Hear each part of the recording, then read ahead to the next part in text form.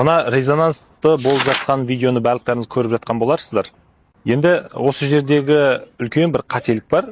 Бұл шариғаттың талабының бір шарты орындалмай жатыр. Аллах Тағала Құранда бізге бүйтіп айтады: Аузу биллахи минаш шайтанир ражим. Уд'у иля сабили роббика бил хикмати вал мауидатил хасана. Аллах Тағала не дейді Құранда?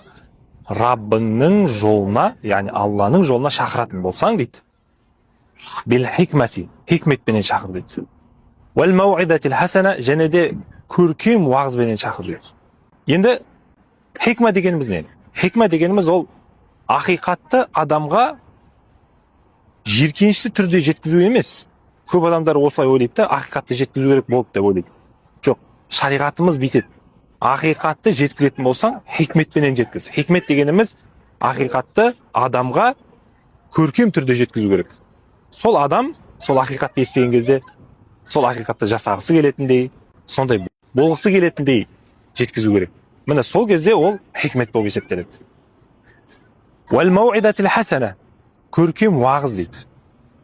Міне көркем уағыз ол, сіз егерде дінді жеткізетін болсаңыз, онда ол ең маңызды шарттарының бірі. Сол себептен де шымшық сойса да қасапшы сойсын дегендей, уағызды әркім айта беруге болмайды. Уағызды білікті адам, арнайы өзінің адамдары болады, солар айтуы керек. Бұлай резонанс жасап, адамдарға ақиқатты жеткіземін деп, сол ақиқатты адамдарға жек көрінішті қылып жеткізу, бұл дұрыс емес.